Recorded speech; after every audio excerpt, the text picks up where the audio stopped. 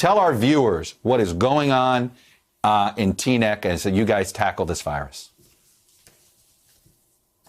Thank you for having me. We started seeing a spike in cases a week and a half ago. Last Friday, we went from 9 cases to 18 cases, and that's when we were the first municipality to talk about self-quarantining. I called for a state of emergency with our township manager last Sunday, a full week before the governor has put in his executive orders. And what we're seeing right now is we knew that this was going to be spreading very quickly. We went from 2 to 6 to 9 to 18. Now we have a week later, we have 153 cases and a few fatalities. We're just holding on by strings right now because I rely on my experience from Sandy, which is, the federal government is a aircraft carrier, and it's going to take a while for it to swing by and come and send help. And we're still waiting for that help. We're waiting for ventilators. We're down to our last 2. As you see the article that 2 of my friends, Dr. Cigar and Dr. Stavros, wrote about the issues that they're facing and the shortages that they're facing. And I was on the call and texting with the governor's office today. It looks like they did release stuff from the stockpile. It is in New Jersey when it comes to masks, but it still hasn't reached Teaneck yet. And we are looking at least 2 weeks, I would say, before we're fully supplied with the things that we need. And one of the things that we have to realize is that the country is going through 3 Pearl Harbor attacks at the same time.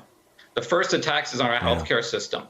And we need supplies, and we need to protect our force multipliers, which is our nurses and our doctors.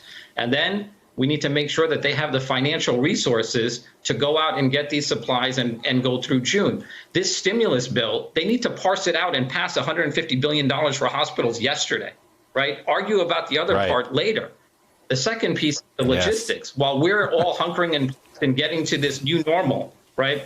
How are we all going to function in a new, you have to move very quickly to this like remote kind of economy that we're all going to have to be a part of for the next at least 4 to 8 to 12 weeks, depending on who you talk to.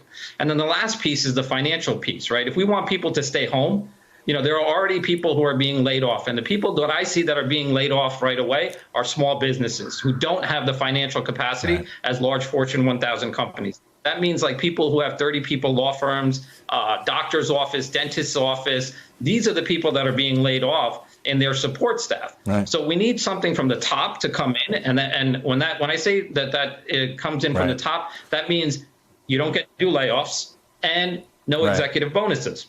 And then the other thing that we need to make sure is that the people on the business the small business owner gets his money fast and he can keep people working.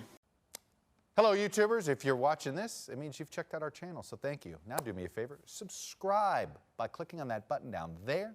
Click on any of the videos to watch the latest interviews and highlights from MTP Daily and MSNBC. You can get more Meet the Press content every morning in the First Read newsletter. If you're tired of content that you don't know anything about where it came from, you don't have to have that problem with us. NBC News, MSNBC, MTP, and the Meet the Press mindset right here for you on YouTube. Subscribe now.